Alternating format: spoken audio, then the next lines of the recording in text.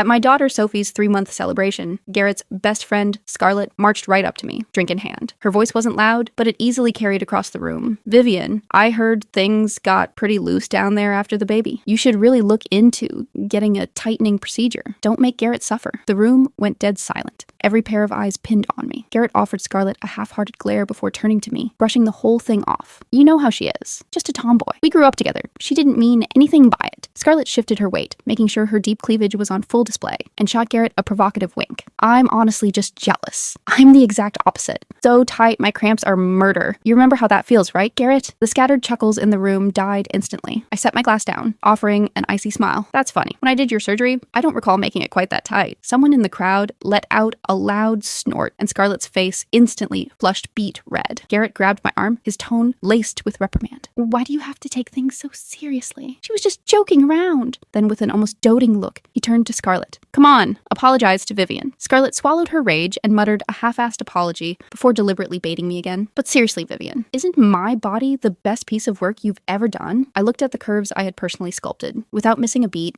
I coldly informed her that the severe tightness was likely due to post-surgical scar tissue buildup, which could severely impact her fertility. The entire room exchanged shocked glances. Garrett was furious. He yanked me out of the dining room and ripped into me for publicly humiliating Scarlett. I was just about to snap back when a piercing, distressed cry from Sophie echoed from the dining room. I shoved him aside and sprinted back in. The sight that greeted me sent a jolt of pure panic and fury through my veins. Scarlett was holding Sophie, tilting a glass of whiskey right against my baby's lips, letting the liquor drip into her mouth. I smacked the glass out of her hand and snatched Sophie away. My baby was coughing hard, her tiny body trembling from the shock. Garrett barged in, and incredibly, his first instinct was to help Scarlett off the floor. "Are you out of your mind?" he roared at me. "Why would you hit her?" Scarlett immediately played the victim. "I was just doing what my grandpa used to do, rubbing a little on her gums to help with the crying. I didn't mean any harm." Garrett's parents pushed their way into the commotion. Instead of calling Scarlett out, they accused me of overreacting, claiming that Garrett had a taste of alcohol when he was a baby too. Taking in Garrett's silence, his parents' blind favoritism, and that smug little smirk on Scarlett's face, my blood ran cold. Without another word, I grabbed Sophie and rushed straight to the ER. Thank God she hadn't ingested much and was mostly just terribly frightened. Later, my friend Ethan stopped by with a gift, but the only thing I got from Garrett was a text full of blame. I simply powered off my phone. At 1 a.m., I carried Sophie back home. The living room lights were blazing. Scarlett was standing dead center in the room, wearing my absolute favorite silk robe and casually toying with a diamond ring that definitely wasn't mine. Seeing me, she flashed a twisted smile. "There you are. Garrett said you hardly ever wear this robe, so he didn't mind if I borrowed it. Oh, and he's waiting for you in the master bedroom. He said he needs to talk to you